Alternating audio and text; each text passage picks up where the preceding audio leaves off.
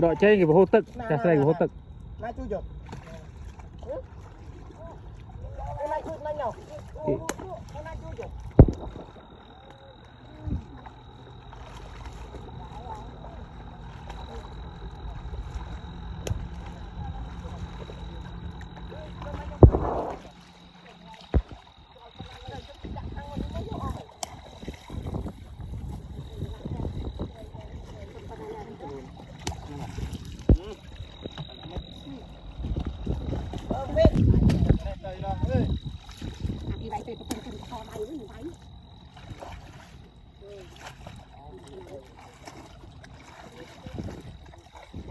Bục mình chơi này, mình chơi chứ, thấy không? Mình cắt luôn. Ba thằng chơi.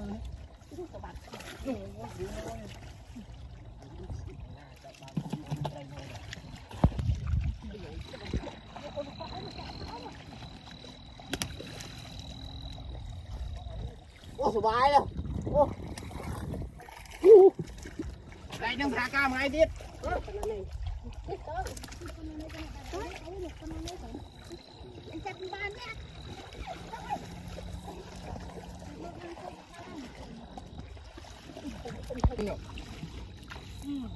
Thôi chắp bó ngon.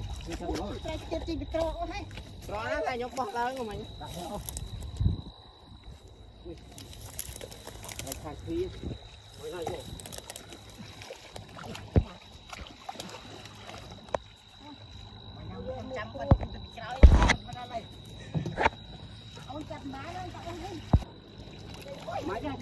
Chắp tập cây lên cô đi bán này.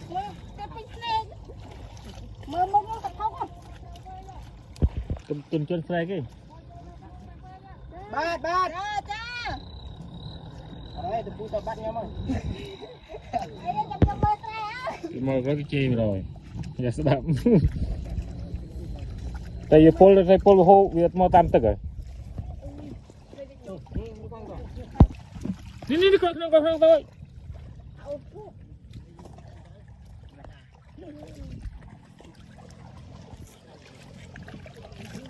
Ba hết rồi. No.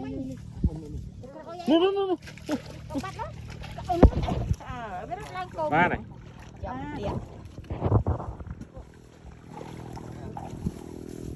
Lưng mới nè. Mà, tôi. Sao tịch cạnh nha. Sai. Sao? Cầm trôi đó bác, cầm trôi thế cái ham man đó này. Cái đây ơi. Thì chăm không?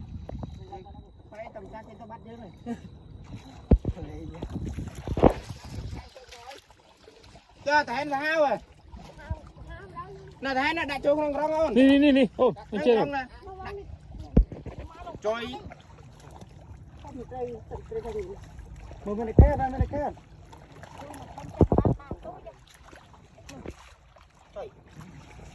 Nó coi non. Bỏ vai mình kéo. Lưng cho anh chắp đáy à? Lưng mà. Nó gặp con mà đấy. Trôi cái. Cô mà nó sạc